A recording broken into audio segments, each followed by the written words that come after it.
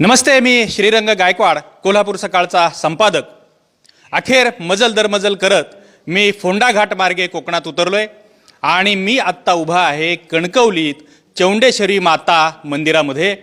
आणि माझ्यासोबत सगळे इथले नागरिक आहेत, विविध पक्षांचे कार्यकर्ते आहेत. तुम्हा सगळ्यांचं या फेसबुक लाईव्हमध्ये स्वागत. सकाळपासून मी फेसबुक लाईव्ह करत आलोय आणि कोकणातल्या निवडणुकीचं काय चित्र आहे, कोकणातल्या लढतीचं काय चित्र आहे हे सांगण्यासाठी मी इथं आलोय, तुमच्यापर्यंत पोहोचवण्यासाठी इथं आलोय. आज शिवसेनेचे पक्षप्रमुख उद्धवजी ठाकरे यांची देवरुखमध्ये आत्ता सध्या सभा सुरू आहे आणि संध्याकाळी 5 वाजता ते कणकवलीमध्ये सभा घेणार आहेत.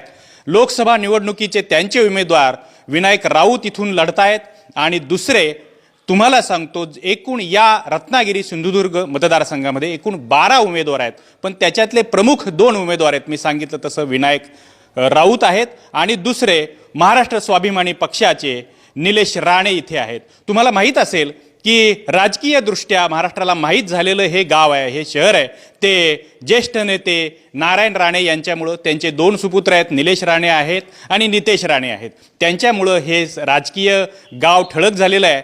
कोकण म्हणजे निसर्गभूमी आहे, महाराष्ट्राचं वैभव आहे. नारळा पोफळीच्या बागा, सुंदर समुद्रकिनारे आणि एका गाण्यात म्हटलंय तसं कोकणची माणसं साधीभोळी आणि त्यांच्या अंगात भरली शहाळी, तशी गोड हृदयाची, चांगल्या मनाची माणसं इथे आहेत. ही माणसं निवडणुकीला कशी सामोरी जात आहेत, इथली हालचाल काय हे मी तुम्हाला सांगणार आहे. त्याच्यापूर्वी इथलं राजकीय वातावरण काय आहे आणि इथल्या कोकणच्या समस्या काय आहेत, त्या कुठल्या राहिल्यात, कुठल्या सुटल्यात, हे आमचे प्रतिनिधी शिवप्रसाद देसाई, आमच्या कोकणचे प्रतिनिधी आहेत. सावंतपणे वादीमध्ये आमचं कार्यालय आहे, ते तिथं बसतात आणि संपूर्ण कोकण सकाळसाठी कव्हर करतायत. आपण शिवप्रसादला विचारू. शिवप्रसाद, तू सांग की इथल्या कोकणचं राजकीय वातावरण सध्या काय आहे आणि कोकणच्या समस्या काय आहेत? नमस्कार. हा जो रत्नागिरी सिंधुदुर्ग मतदारसंघ आहे, साधारण 14 लाख मतदार यामध्ये आहेत आणि रत्नागिरी आणि सिंधुदुर्ग दोन्ही जिल्ह्यातले मतदार यात आहेत. यात रत्नागिरीचा अर्धा भाग आणि पूर्ण सिंधुदुर्ग जिल्हा अशा पद्धतीची ही रचना आहे. आणि शिवसेनेचा पूर्वी हा बालेकिल्ला होता. ज्यावेळी नारायण राणेंनी शिवसेना सोडली त्यानंतर राणेंसोबत सिंधुदुर्गातलंही बरंचसं जे शिवसेनेचं वैभव होतं ते गेलं. नंतरच्या काळात म्हणजे 2014च्या काळामध्ये शिवसेनेने पुन्हा एकदा इथे आपली ताकद निर्माण केली. तरी पण आता जी लढाई आहे ती मुख्यत्वे करून शिवसेना आणि नारायण राणे अशा पद्धतीचीच लढाई आहे. आणि काँग्रेसने पण उमेदवार आपला दिलेला आहे आणि नवीनचंद्र बांदिवडेकर म्हणून आहेत, ते लढवत आहेत इथून. पण मुख्य लढत तुम्ही म्हटलं तसं शिवसेना आणि स्वाभिमान अर्थात राणे यांच्यामध्ये आहे. यापैकी शिवसेनेचे जे विनायक राऊत आहेत त्यांनी गेल्या वेळी 2014मध्ये जवळपास 1.5 लाखाचं मताधिक्य मिळवलेलं आणि त्यांचे प्रतिस्पर्धीसुद्धा डॉक्टर निलेश राणे हेच होते. आतासुद्धा डॉक्टर निलेश राणे हे लढत आहेत, पण निलेश राणे हे काँग्रेसचे प्रतिनिधी नाही आहेत, तर ते स्वाभिमानचे प्रतिनिधी म्हणून लढत आहेत आणि काँग्रेसने स्वतंत्र उमेदवार दिला आहे. असं असलं तरी राणे विरुद्ध विनायक राऊत अशीच मुख्य लढत आहे. आणि याच्यामध्ये 2 भाग, जसं म्हटलं आपण रत्नागिरी आणि सिंधुदुर्ग, याच्यामध्ये सिंधुदुर्गामध्ये राणेंची ताकद चांगली आहे आणि सिंधुदुर्गामध्ये राणेंची ताकद आहे आणि रत्नागिरीमध्ये शिवसेनेची ताकद आहे. त्यामुळे सिंधुदुर्गामध्ये किती मताधिक्य राणे मिळवू शकणार आहेत त्याच्यावर ही स्पर्धा ठरणार आहे. कारण ढोबळमानाने बघितलं तर रत्नागिरीमध्ये शिवसेनेला लीड मिळू शकेल असा अंदाज आहे आणि सिंधुदुर्गामध्ये राणेंना मिळेल असा अंदाज आहे. पण 2014ची जी निवडणूक होती त्यामध्ये जे वातावरण होतं ते आणि आताचं वातावरण याच्यामध्ये खूप फरक आहे. त्यामुळे जरी 2014चं 1.5 लाखाचं मताधिक्य शिवसेनेचं दिसत असलं तरी आता ही काटेकी टक्कर आहे असं म्हणायला पाहिजे. त्यातही काँग्रेसचा उमेदवार कोणाची मतं घेणार आहे ह्याच्यावर सुद्धा बऱ्याच गोष्टी डिपेंड आहे. ओके, म्हणजे हे झालं राजकीय चित्र. आणखी शिवप्रसाद असं सांग की कोकणचा कॅलिफोर्निया असं बरेच दिवस आपण आपल्या लहानपणापासून ऐकतोय. आता हा कॅलिफोर्निया म्हणजे काय, तर कोकणचा विकास. कोकणचा विकास काय काय झाला आणि काय काय राहिला, इथल्या समस्या किती दिवसापासून पेंडिंग आहेत आणि काय करायला पाहिजे, उमेदवारांनी काय करायला पाहिजे, राजकीय पक्षांनी काय करायला पाहिजे, हे जरासं. कोकणचा कॅलिफोर्निया हे स्वप्न अगदी सुरुवातीपासून दाखवलं आहे. आता ते स्वप्नसुद्धा राजकारणीसुद्धा विसरलेत. म्हणजे बऱ्याचशा घोषणा आहेत ह्या निव्वळ कागदावर असतात आणि त्या पेपरमध्ये छापून येणं, मीडियामध्ये छापून येणं एवढ्यापुरता मर्यादित असतात. ग्राउंड रियालिटी फार वेगळी आहे. म्हणजे इथे रस्ते झाले, आणखी काही विकास झाला आहे, ह्या गोष्टी खऱ्या आहेत. पाण्याच्या जे प्रश्न होते तेही सुटलेत, त्यात हे नाही. पण खरा विकास कोकणचा झालेला नाही, ही वस्तुस्थिती आहे. काही जण सांगतात पर्यटन हे इथलं उत्तर आहे, पण मला असं वाटत नाही की पर्यटन हे उत्तर आहे. की ज्या पद्धतीने पर्यटनाचा विकास केला जातो आहे, इतकी वर्ष सांगितलं जातं आहे, पण तसं काय लोकांमध्ये त्याचा काय फरक पडलेला नाही. पण इथल्या बेसिक प्रश्न आहेत, म्हणजे विशेष करून आरोग्याचा प्रश्न आहे. तर एखादा गंभीर रुग्ण असेल तर सिंधुदुर्गातला माणूस गोव्याच्या उपकारावर अवलंबून आहे. म्हणजे एक चांगली आरोग्याची सुविधा पण इथे निर्माण होऊ शकलेली नाही. पर्यटनाच्या एक मालवण किंवा ह्या एरियापुरता पर्यटन विकास आहे, जिल्हाभर ते पोहोचलेला नाही आहे. त्याच्याशिवाय वनसंज्ञेसारखे प्रश्न आहेत जे अनेक वर्ष केंद्राशी संबंधित आहेत, जे सुटलेले नाही आहेत. किंवा आणखी अशा बऱ्याच प्रश्न आहेत. म्हणजे आता हायवेचं काम जोरात सुरू आहे, मुंबई गोवा हायवेचं काम सुरू आहे, पण तो सुद्धा त्याचा जो आराखडा आहे तो इथला माणूस डोळ्यासमोर ठेवून केला आहे की काय, ह्याच्याबद्दल शंका आहे. कारण जो हायवे तर जाणार आहे, पण त्यामुळे आता आपण ज्या शहरात उभे आहोत कणकवलीच्या, तिथे पण अनेक प्रश्न तयार झाले आहेत की हायवे परस्पर जाणार आहे, त्यामुळे जे बाजारपेठ आहे त्याला प्रश्न निर्माण होणार आहे. कुडाळमध्ये प्रश्न आहे, सावंतवाडीसारख्या शहरामध्ये ऑलरेडी तो प्रश्न निर्माण झाला आहे, बायपास झाला आहे रोड. त्याच्यानंतर जलवाहतुकीच्या गोष्टी सांगितल्या जात आहेत, प्रत्यक्षात काहीही झालेलं नाहीत त्या अनुषंगाने. म्हणजे केंद्राशी संबंधित अशा बऱ्याच गोष्टी आहेत. आणि आम्ही ऐकतो ते नाणारसारखा प्रोजेक्ट आहे. नाणारसारख्या प्रोजेक्टवर काम झालं आहे. म्हणजे त्यात 2 मतप्रवाह आहेत आणि त्यातला एक मतप्रवाह मला जो खरा वाटतो की इथली जी लोकं आहेत, म्हणजे जसं आज मगाशी मी सांगितलं तसं राजकीय नेत्यांकडनं फार काय झालेलं नाही किंवा शासनाकडनं फार काय झालेलं नाही आहे. त्याच्यामुळे इथलं जे अर्थकारण आहे ते बरंचसं निसर्गावर अवलंबून आहे. म्हणजे इथली मासेमारी असेल, इथली फळं असतील, ह्या सगळ्या गोष्टी ह्या इथल्या निसर्गावर अवलंबून आहे. आणि इथे जे प्रोजेक्ट आणले जातात ते त्या निसर्गावर घाला घालणारे आणले जातात, त्यामुळे त्याला विरोध होतो. म्हणजे बाहेर चित्र तयार केलं जातं की सिंधुदुर्गात किंवा कोकणात एखादा प्रकल्प आणला तर त्याला 100% विरोध होतो. वस्तुस्थिती अशी आहे की इथल्या लोकांना कसला प्रोजेक्ट पाहिजे ह्याचा विचार केला जात नाही. तो ज्यावेळी विचार केला जाईल त्यावेळी इथले लोक नक्कीच सपोर्ट करतात. म्हणजे कोकणच्या लोकांना जो विकास हवा आहे तर त्यांना जमेतच धरलं जात नाही. मग तो आत्ता अलीकडचा मुंबई गोवा हायवे असो, कणकवलीतल्या लोकांमधनं सुद्धा विचारात घेतलं गेलेलं नाही आहे, असं शिवप्रसादचं म्हणणं आहे. आणखी आता आपल्यासोबत जे आहेत या ताई आहेत, भाजपच्या प्रतिनिधी म्हणून त्या इथे आल्यात. त्यांनी तुमचं नाव सांगावं आणि मग तुमच्या पक्षाने काय काय कामं केली हे सांग. मी सौ राजश्री राजेंद्र धुमाळे, जिल्हा उपाध्यक्ष आहे भारतीय जनता पार्टीचे. आमच्या पक्षाने म्हणाल तर आत्ता ह्या संपूर्ण केंद्रात राज्यात संपूर्ण आमचं सत्ता आहे, सरकार आहे. आणि चौपदरीकरणाच्या बाबतीत म्हणाल तर तो जे स्वप्न आत्तापर्यंत कोकणवासियांनी पाहिलं होतं, ज्या मुंबई गोवा महामार्गावर अगदी अक्षरशः लाखो बळी गेले होते ॲक्सिडेंटने, मग ते आता प्रमाण बरंचसं कमी झालं आहे. त्याच्यासाठी आम्ही सत्तेत नसताना आंदोलनं केली होती. एक समाधान वाटतं की त्या आमच्या स्वप्नाला अर्थ आला आहे आणि ते पूर्ण होतं आहे. जेणेकरून मगाशी हे म्हणाले तरी चौपदरीकरण हे संपूर्ण कोकणचा कायापालट करण्यासाठी अगदी महत्त्वाचं ठरणार आहे. कारण पर्यटनाच्या बाबतीत म्हणाल तर जर मुंबईवरून येणारा माणूस त्याला जर 10 तास लागत होते, आता कमीत कमी तो 7 तासामध्ये पोचणार आहे आणि चांगल्या पद्धतीने पोचणार आहे. त्याच्यामुळे बराचसा अक्षरशः 90% फायदा होऊ शकतो कोकणाला. विमानतळही पूर्णतेच्या याच्यावर आहे, चिपी विमानतळ.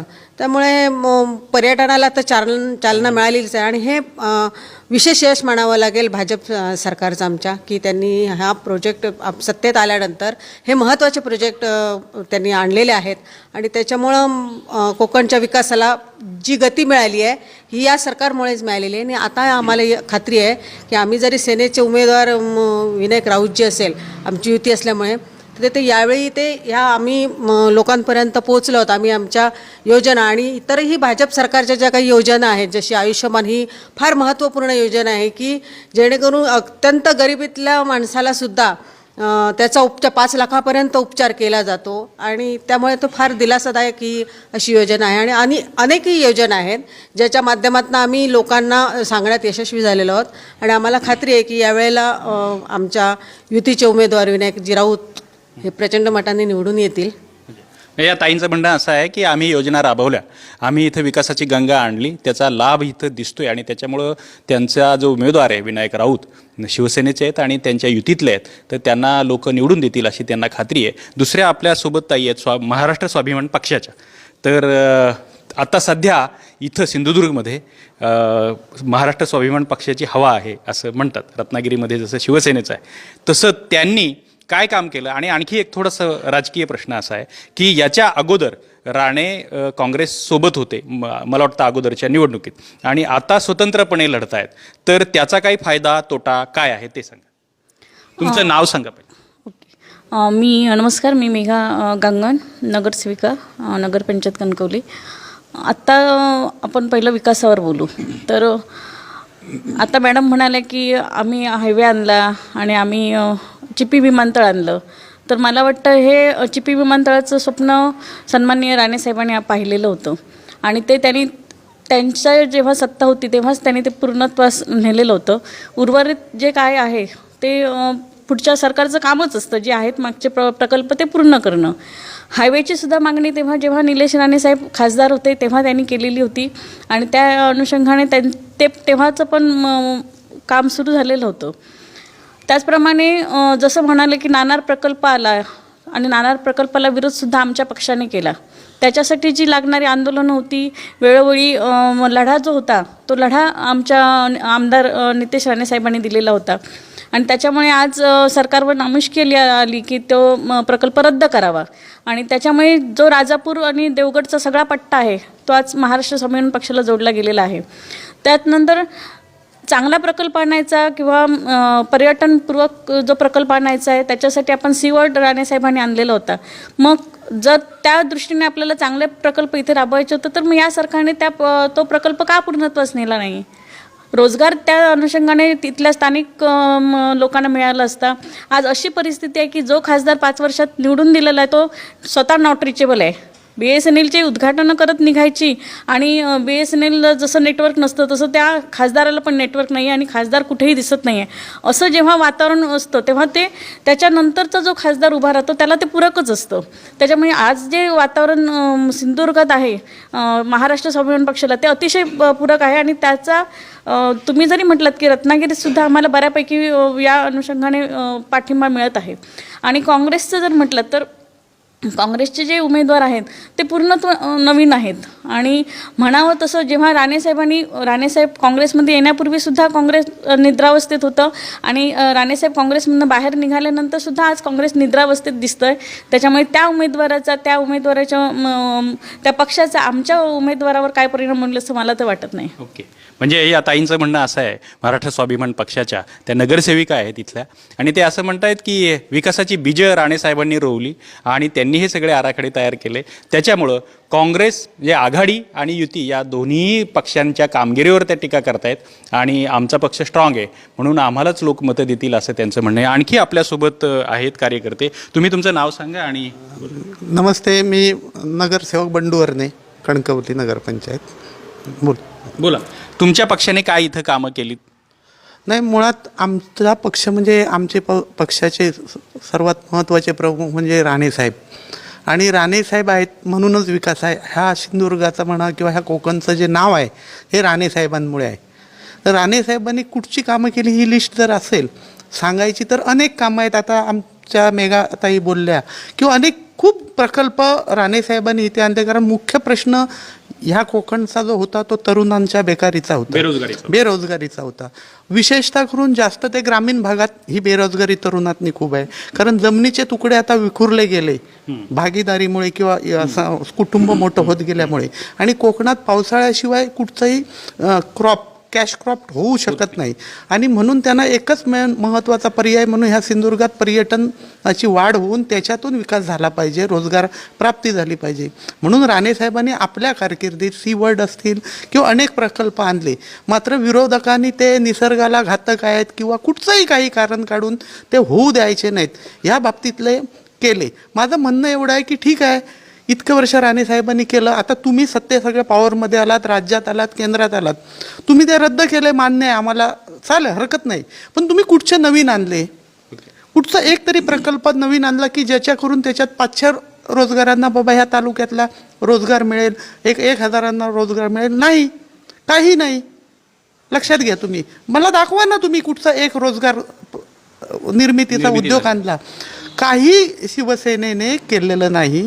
आणि दुसरी गोष्ट म्हणजे राऊत जे निवडून आलेत ते शिवसेने किंवा ह्या लोकांमुळे नाही, ती मोदींची लाट होती. ओके. प्रचंड मोदींची लाट होती आणि त्याच लाटेबरोबर काँग्रेस विरोधी लाट होती आणि त्याचा फटका निलेश राणेंना बसला.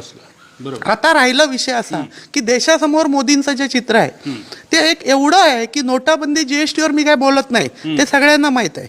पण एक देशाचा पंतप्रधान आपल्या 90 वर्षाच्या आईचा वापर आपल्या राजकीय फेल्युअरसाठी वाचवण्यासाठी करतो, रांगेत उभं करतो किंवा फोटोग्राफर घेऊन आपल्या आईची भेट दाखवतो.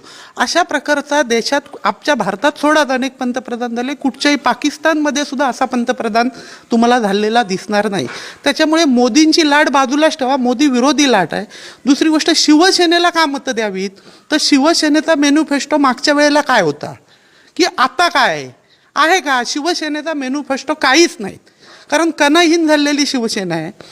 ती शिवसेना जी कणाहीन झालेली, जे राजीनामे खिशात घेऊन फिरणारी शिवसेना आता त्यांच्याच तयार केलेल्या अफजलखानाबरोबर बसून काय लढते.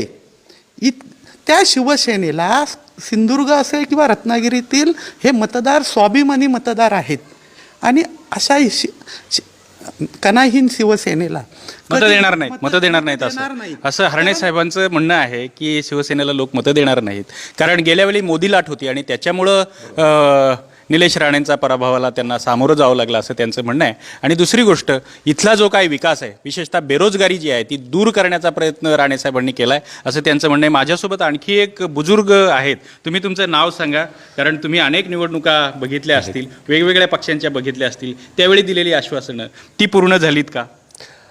नमस्कार, मी पप्पी सावंत, माझं गाव तरंदळे. मी 1985 सालापासून नारायण राणेंचा कार्यकर्ता मुंबईपासून तर इथपर्यंत आहे. आज ज्या काही सगळं इतका बोलायला आणि आपल्याला पण मला पण वेळ नाही, आपल्याला नसणार, मला खूप मिळेल. तर आज जो विकास ह्या सिंधुदुर्गाचे कायापालट झालेला आहे तो राणेसाहेबांमुळे झालेला आहे. आणि मगाशी ते म्हणाले की ते आरोग्याची बरोबर सेवा नाही आहे, पिण्याच्या पाण्याची नाही आहे. दुसरे तर कालचंच तुम्हाला मी उदाहरण सांगतो की हे जे लाईफ टाईम हॉस्पिटल काढलेलं आहे परब्याला, तर आज 15 दिवसाची घटना आहे, ताजी घटना आहे सांगतो. तर इथे कणकवलीत एका खाजगी डॉक्टरजवळ गेल्याच्या नंतर त्याने फक्त 1.5 लाख रुपये खर्च होईल म्हणून सांगितलं. पैसे नसतील तर माझ्याने काही होणार नाही. तोच पैसे उचलून आम्ही पडव्याला हॉस्पिटलमध्ये नेला, 1 पैसासुद्धा न देता, उलट त्याला जेवण खावण देऊन त्याची 8 ठिकाणी साळ्या घातलेल्या आहेत, ऑपरेशन करून व्यवस्थित आता तो खणखणीत आहे. त्याच्यानंतर पिण्याच्या पाण्याचे जे प्रश्न होते ते नरडवा प्रकल्प आणि माझ्या गावात खुद्द तंगळ्याला जो त्यांचं काय स्केल असतं CTMचं मध्ये, तो बांधारा दादा साहेबांनी 5 सालात त्याचं पूजन करून 10 सालामध्ये पूर्णत्वाला नेला. अजून 20% काम त्याचं बाकी आहे, दोन्ही काजवे जायचे आहेत, ते पण साहेब म्हणाले मी करून देईन म्हणून. तर जनजनेचा एक शब्द असतो जो दिलेला, तो पुरा करण्याची क्षमता नारायण राणे साहेबांच्यात आहेत, खासदारांनी आमदारांच्यात आहेत. अशी परिस्थिती आहे. त्यावेळी दुसरा शैक्षणिक बाबीमध्ये म्हणाल तर ज्या वेळेला भूषण गगराणी म्हणून जे इथे कलेक्टर होते, त्याच्यानंतर हे पोलीस अधीक्षक होते, असे लोक इथे यायला घाबरायचे. कारण त्यांचा उद्देश काय असतो, एवढ्या थरावरती जे IAS अधिकारी आहेत त्यांची पण अपेक्षा असते की आपली मुलाबाळाने चांगले इंग्लिश मिडियममध्ये जावे. तर इंग्लिश मिडियमची इथे सुविधा नव्हत्या. आता एखादा ऑफिसर आला तो जायला मागत नाही, म्हणतो कोकण बरं आहे. जे डॉन बॉस्कोसारखं ज्या इंग्रजी स्कूल, दुसरी सेंट मेरी स्कूल, हे सगळे जी सुविधा शिक्षणाची केली आहे ती फक्त नारायण राणे साहेबांनीच केलेली आहे. हां, म्हणजे साहेबांचं म्हणणं असं आहे की नारायण राणेंनी या सगळ्या सुविधा दिल्या, मग त्या आरोग्याच्या असतील, ते पाण्याच्या असतील, त्या इतर शैक्षणिक असतील, पायाभूत सुविधा असतील, त्यांनी त्या दिल्यात आणि आता कोकणची जनता समाधानी आहे असं त्यांचं म्हणणं आहे. अजून माझ्यासोबत आणखी एक बुजुर्ग आहेत आणि एक वेगळाच विषय त्यांच्याकडे आहे. ते गेले अनेक वर्ष स्वतंत्र कोकण अशी एक मागणी करतायत. ती नेमकी काय मागणी? तुम्ही नाव सांगण्यापूर्वी आहे, मी निवृत्त प्राचार्य महेंद्र नाटेकर. ती मागणी हे सांगण्यापूर्वी मी स्वातंत्र्यपूर्व काळातला माझा जन्म आहे आणि मी मूळचा काँग्रेस कार्यकर्ता.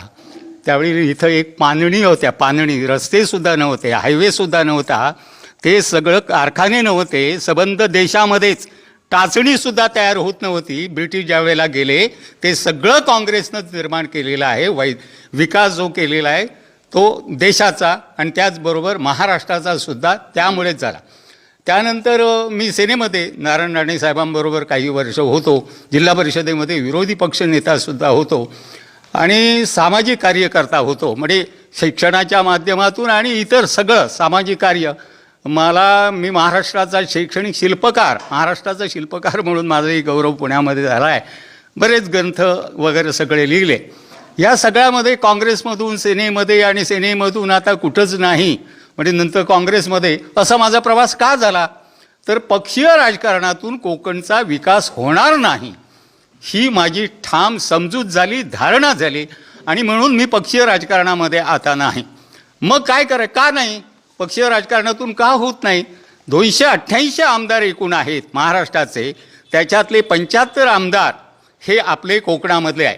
मेजॉरिटी कॅरीज द पॉईंट आणि बहुमतानं सगळं तिकडे काही नेलं जातं असा आतापर्यंतचा माझा अनुभव आहे आणि त्यामुळे हे कधी होणारच नाही हे आम्ही बघितलेलं आहे. कुठचाही प्रश्न आला की तिकडचे हात वर जास्त आणि आमचे हात कमी, मग हे कसं होणार? मग माझ्यासमोर केरळ आलं, माझ्यासमोर तामिळनाडू आलं, माझ्यासमोर गोवा आलं, ही छोटी छोटी राज्य आली. अरे मग त्यांचा विकास का होतोय? कारण ते सेंट तिथं आहेत. मी याच्यावर एक नाटकही लिहिलं, अनेक ग्रंथही माझे प्रसिद्ध झालेले आहेत. त्यांचा गोव्याचा विकास होतो, मग आपला का होऊ शकत नाही? तर वेगळं राज्य पाहिजे. मध्यंतरी मला गोवा राज्यानेही बोलवलं मंत्रिमंडळानं, माझंही भाषण झालं, प्रुडंट मीडियाने आयोजित केलं होतं आणि त्यामुळे ते असं म्हणाले की सर तुमचा विकास आमच्यापेक्षा अधिक होऊ शकतो कारण तुमच्याकडे नैसर्गिक साधनसंपत्ती अधिक आहे. मी एवढं असं म्हणेन की महाराष्ट्रामध्ये सर्वाधिक नैसर्गिक साधनसंपत्ती ही कोकणामध्ये आहे. 150 इंच पाऊस इथं पडतो आणि तो समुद्रात जातो. त्यावेळी मी अंतुलेंचा कार्यकर्ता होतो, एस.एन. देसाईचा कार्यकर्ता होतो आणि त्या एस.एन. देसाईंना निवडून आणण्यामध्ये माझा मोठा सिंहाचा वाटा. मी पूर्वी काँग्रेस जिल्हा परिषदेमध्ये माझा मोठा वाटा होता. माझ्याकडे ते आले, त्याच्यापूर्वी बालेकिल्ला हा समाजवाद्यांचा होता आणि शेवटी त्यांचा म्हणजे 507 मतांनी विजयी झाला. कारण मी दोन्ही तालुक्यामध्ये होतो. आक्रमक बोलणं आणि त्याच वेळेला जिल्ह्याचं विभाजन होण्याची हवा होती. मी म्हटलं जर एस.एन. देसाई आमचे निवडून येतील तर आम्ही निश्चितपणे जिल्ह्याचं विभाजन करणार आणि त्यानुसार एस.एन. देसाई कसे बसे 507 आम्ही पक्षीय लेवल ठेवलीच नाही, इथं पक्ष नाही आमच्या दशकृषीमध्ये आणि 507 मतांनी निवडून आले. ते मंत्री झाले कारण बॅरिस्टर अंतुले हे मुख्यमंत्री होते आणि हे सगळं बरेचसे रस्ते मी ज्या भागामध्ये काम करतो सध्या सोनवडे घाटाचं 40 वर्ष मी लढा देतोय. आता पुढच्या वर्षी कामाला सुरुवात होईल यानंतर असं मला वाटतं आहे, परंतु त्याचा खूप मोठा फायदा होणार आहे. हे कोणत्याही पक्षीय राजकारणातून केलेलं नाही, सगळ्या लोकांना बरोबर घेऊन करतोय. तर असं हे पक्षीय राजकारण. आता मी स्वतंत्र कोकण विद्यापीठाची मागणी करतोय, तेही मान्य होण्याच्या बेतामध्ये आहे. सगळ्यांच्या मी वेट केला. विधानसभेमध्ये विधान परिषदेमध्ये सुद्धा हे प्रश्न आलेले आहेत. तेव्हा शैक्षणिक आभाळ तर इथं कमालीची आहे. मुंबई विद्यापीठ अगदी अच्छा पूर्वी चांगलं म्हणून आम्ही तिथं गेलो होतो, परंतु आता शैक्षणिक दर्जा इतका कोलमडलेला आहे आणि म्हणून आम्हाला वेगळ्या विद्यापीठाचे शैक्षणिक प्राथमिक शिक्षण हे आता माझे मित्र एक म्हणाले इंग्रजी शिक्षण. अहो मी शिक्षण तज्ज्ञ आहे हे सिद्ध झालेलं आहे आणि ह्याने त्याच्यावर संस्कार होत नाही. आपल्या मातृभाषेतूनच शिक्षण पाहिजे तरच हा विकास होतो. त्यांच्या एका मुद्द्याशी मी सहमत आहे की अधिकारी वर्ग इथं का राहत नाही, कारण इथं सगळ्या सुविधाच नाही हो. वैद्यकीय सुविधा नाही, शिक्षणाच्या सुविधा नाहीत आणि त्याच्यामुळे इथला अधिकारी वर्ग राहत नाही. आता हे सगळं जर असेल तर भयानक आहे. तुम्हाला माहिती आहे त्या भागातला स्थानिकांना प्राधान्य असतं आणि त्यामुळे इथं आम्हाला पूर्वी 80% नोकऱ्या मिळत होत्या. त्यामुळे दंडकच यशवंतराव चव्हाणांनी घालून टाकला होता की स्थानिकांना 80% नोकऱ्या.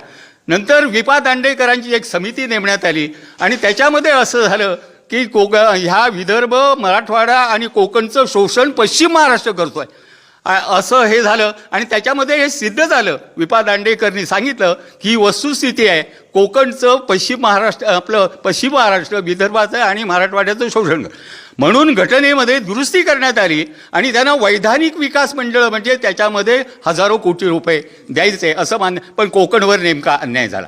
त्यावेळी शरद पवार म्हणाले हे सगळं, त्यावेळी पुरोहितचे ते मुख्यमंत्री होते, हे सगळं आम्ही करतो. सुशील कुमार शिंदे सुद्धा त्यांच्याबरोबरच होते, हे सगळं आम्ही करतो. अर्ज वगैरे पाठवले आणि याने कटकारस्थान एवढं केलं की पश्चिम महाराष्ट्रात जे वैधानिक विकास मिळणार नव्हतं ते मिळालं, कारण कोकणचं त्यांनी डोकं हलवलं. उर्वरित महाराष्ट्र म्हणजे कोकणचं अस्तित्वच पुसून टाकलं हो.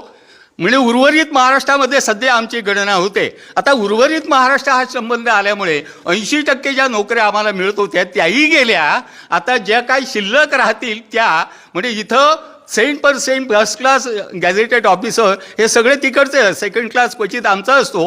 आणि सुमारे 90% नोकऱ्या आज वर जात आहेत.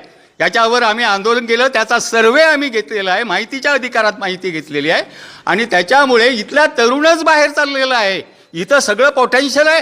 तुम्ही धरणं बांधा. अंतुलेच्या काळामध्ये आपण परत बोलूया. मी थोडंसं तुम्हाला थांबवतो. आपण परत बोलूया. पण ही एक वेगळी संकल्पना आहे आणि गेले अनेक दिवस ते याच्यासाठी जर कोकणचा नीट विकास व्हायचा असेल, परिपूर्ण विकास व्हायचा असेल तर कोकण हे स्वतंत्र राज्य करा असं त्यांचं म्हणणं आहे. आणि त्याच्यात वेगवेगळे त्यांचे मुद्दे आहेत आणि ते पटवून देत आहेत की याच्यासाठी कोकणचं स्वतंत्र राज्य निर्माण होण्याची गरज आहे. आणखी दोघे जण, मला वाटतं तुम्ही दोघेही बोला. पहिल्यांदा तुम्ही ओळख सांगा, कुठल्या पक्षाचे आहात, नाव काय आणि इथं पक्षाचं कसं काम चालायचं. मी स्वाभिमान तालुका अध्यक्ष सुरेश सावंत, कणकवलीचा स्वाभिमान तालुक्याचा अध्यक्ष आहे. मला सांगायला अभिमान वाटेल की सन्माननीय राणेसाहेबांनी गेली अनेक वर्ष शैक्षणिक असेल, औद्योगिक असेल किंवा आरोग्याच्या दृष्टीने अनेक कामं केलेली आहेत. इंजिनिअरिंग कॉलेज इथे आणलं, आता मेडिकल कॉलेज मंजूर झालेलं आहे. पुढच्या वर्षापासून मेडिकल कॉलेज पण सुरू होईल.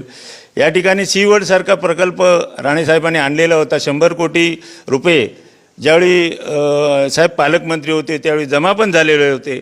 परंतु या शिवसेना भाजपच्या या मंत्रिमंडळाने तो नामंजूर केला. ओरोस येथे IT पार्क आणलेलं होतं, तोही नामंजूर झाला. दोडामार्ग आडाळी इथे MIDCचा प्रकल्प होता, तोही नामंजूर झाला. म्हणजे जेवढे बेरोजगारांसाठी जे प्रयत्न राणेसाहेबांनी केले ते प्रयत्न सगळे फेल ह्या खासदारांनी केलेले आहेत. आजचे जे खासदार आहेत ते गेली अनेक वर्ष आम्हाला दिसले नाहीत, आजच आलेले आहेत. इथे BSNLची रेंज कायमस्वरूपी नसते किंवा रेल्वेचे अनेक प्रश्न असतील. आज या ठिकाणी अनेक रेल्वे ज्या रत्नागिरीहून मडगावपर्यंत त्यांना कुठेही सिंधुदुर्गात स्टॉप नाही, ते त्या रेल्वेपैकी कुठेतरी 1-2 तरी गाड्यांना या ठिकाणी स्टॉप मिळाला पाहिजे अशी गेली अनेक वर्ष आम्ही मागणी करतोय. त्यापैकी एक मागणी आमची निलेश राणेंनी पूर्ण केलेली होती की मेंगलोर गाडी जी रत्नागिरीतनं सुटायची ती मडगावला थांबायची, ती आज निलेश राणेंकडनं आम्ही ती थांबून घेतली आणि सकाळी 6 वाजता ती या ठिकाणी थांबते. खासदारांनी जो दत्तक गाव घेतलेला होता सिंधुदुर्गातला, जो शिवापूरसारखा गाव, त्या ठिकाणी बघाल तर 1 रुपया म्हणजे आरोग्याची सेवा नाही, शैक्षणिक नाही किंवा कुठलं तिथे जायला रस्ता पण नाही. गेली 5 वर्षात त्यांनी दिलेली आश्वासनं, या आश्वासनापैकी एकही काम त्यांनी पूर्ण केलं नसल्यामुळे खासदार निलेश राणे हे आमचे नक्कीच निवडून येणार. 1 ते 1.5 लाख मताधिक्याने निवडून येतील अशी आम्हाला आशा आहे. ओके तुम्ही सांगा, तुम्ही बोला. नमस्कार, मी अभिजित मुसळे, कणकवली नगरपंचायत बांधकाम सभापती. मला भाजप सरकारला एकच प्रश्न विचारायचा आहे की तुमचं पद आणि पक्ष सांगा. माझं पद बांधकाम सभापती, कणकवली नगरपंचायत, स्वाभिमान पक्षाचा नगरसेवक आहे मी.